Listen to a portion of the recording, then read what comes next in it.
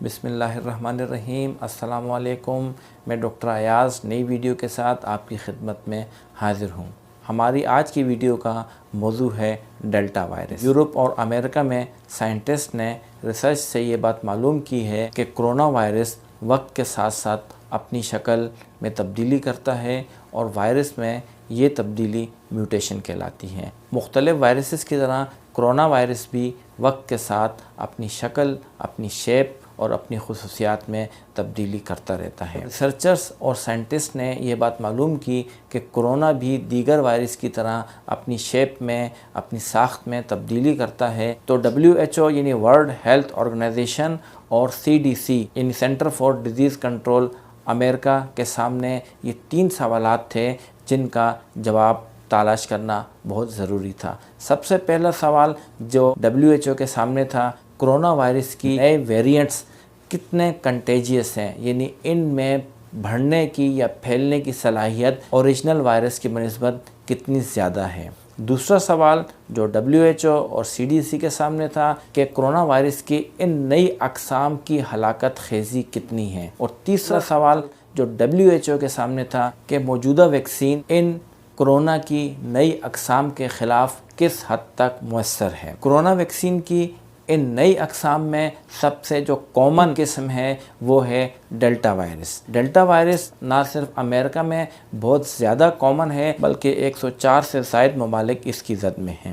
Delta virus یا delta variant کے بارے میں مختلف سوالات جو کہ عام طور پر ہم سے پوچھے جاتے ہیں ان کے بارے میں آپ کو بتانا چاہتا ہوں۔ ڈیلٹا وائرس کا جینیاتی نام B1617.2 ہے۔ دراصل ڈیلٹا وائرس کرونا وائرس کی اس تبدیل شدہ شکل کو کہتے ہیں جس میں کرونا وائرس کے ارد گرد موجود اسپائکس میں تبدیلی یا میوٹیشن آتی ہے۔ اس تبدیلی یا اس میوٹیشن سے ڈیلٹا وائرس نہ صرف انسانی خلیوں کو بہت تیزی سے انفیکٹ کرتا ہے، یعنی انسانی خلیوں یا سیلز کو بہت تیزی سے متاثر کرتا ہے، بلکہ اس کا پھیلاؤ بھی اوریجنل یا اصل کرونا وائرس کی بنسبت بہت زیادہ ہے۔ آج کل امریکہ میں سب سے زیادہ کرونا وائرس کی جو قسم موجود ہے وہ ڈیلٹا وائرس ہی ہے۔ ڈیلٹا وائرس اصل یا اوریجنل کرونا وائرس سے تقریباً 100% زیادہ تیزی سے پھیلتا ہے، یعنی it is 100 time more contagious than original coronavirus. Delta virus کا ایک سب ویریئنٹ ہوتا ہے جسے ڈیلٹا پلس وائرس کہتے ہیں۔ ڈیلٹا پلس وائرس نہ صرف انسانی خلیوں کو تیزی سے متاثر کرتا ہے بلکہ یہ انسانی لنگز یعنی پھیپھڑوں کو بہت تیزی سے متاثر کرتا ہے۔ اس کے علاوہ سائنٹسٹ کو یہ خدشہ بھی ہے کہ موجودہ دستیاب ویکسین ڈیلٹا پلس وائرس کے خلاف اتنی زیادہ مؤثر نہیں ہیں۔ دوسرا اہم سوال جو ڈیلٹا وائرس کے بارے میں پوچھا جاتا ہے کہ ڈیلٹا وائرس کا اوریجن کہاں سے ہوا۔ دراصل ڈیلٹا وائرس دسمبر 2020 میں انڈیا میں دریافت ہوا۔ انڈیا کے اندر جو وائرس کا آؤٹ بریک ہوا 2020 میں، اس کے سبب یہی ڈیلٹا وائرس تھا۔ انڈیا میں نئے تشخیص ہونے والے 97% کیسز کا سبب یہی ڈیلٹا وائرس ہے۔ تیسرا اہم سوال جو کہ ڈیلٹا وائرس یا ڈیلٹا ویریئنٹ کے بارے میں پوچھا جاتا ہے کہ ڈیلٹا ویریئنٹ یا ڈیلٹا وائرس کی علامات کیا ہیں۔ ڈیلٹا وائرس کی علامات تقریباً وہی ہیں جو کہ اوریجنل کرونا وائرس کی ہیں، یعنی پرسسٹنٹ کف یعنی مسلسل کھانسی، بخار، زکام، گلے میں درد اور سونگھنے کے حس کا متاثر ہونا۔ لیکن ڈیلٹا وائرس میں پرسسٹنٹ کف یعنی مسلسل کھانسی اور سونگھنے کی حس اتنی زیادہ متاثر نہیں ہوتی، بلکہ ڈیلٹا وائرس کے اندر بخار، گلے میں تکلیف اور زکام کی شکایات زیادہ ہوتی ہے۔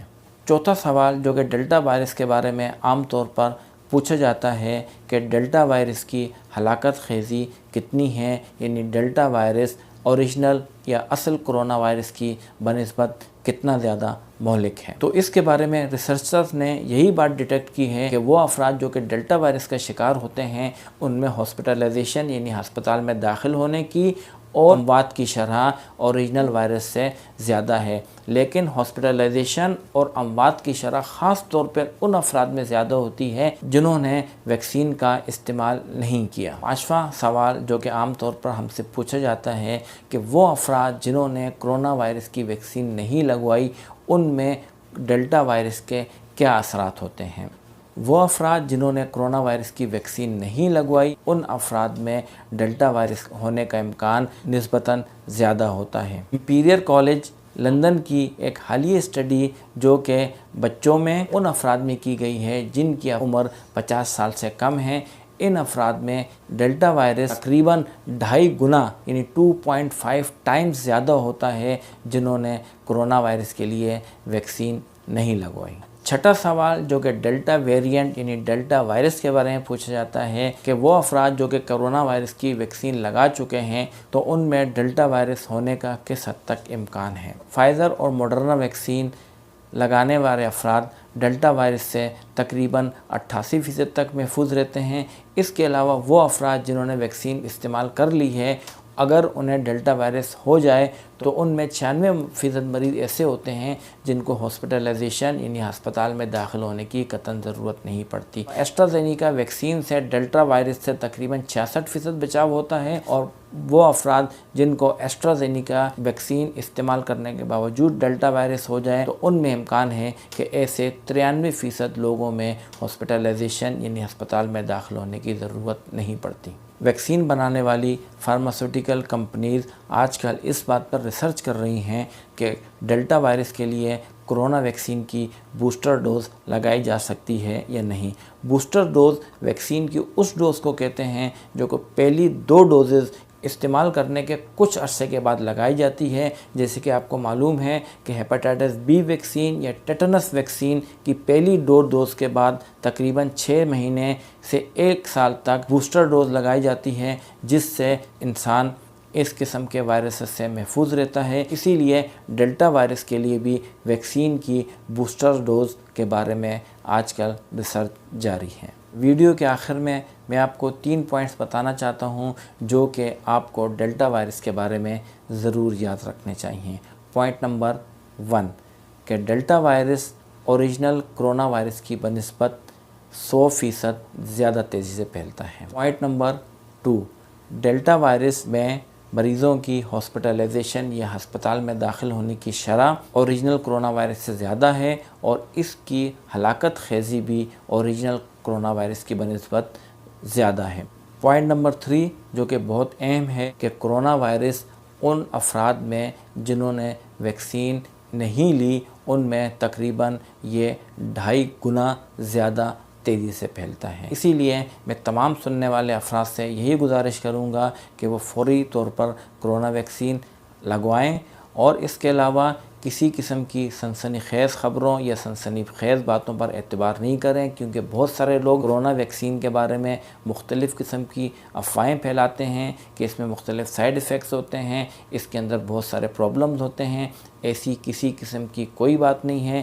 اس قسم کی سنسنی خیز خبروں پر قطعاً یقین نہ رکھیں اور کرونا وائرس کی ویکسین جلد از جلد لگوائیں۔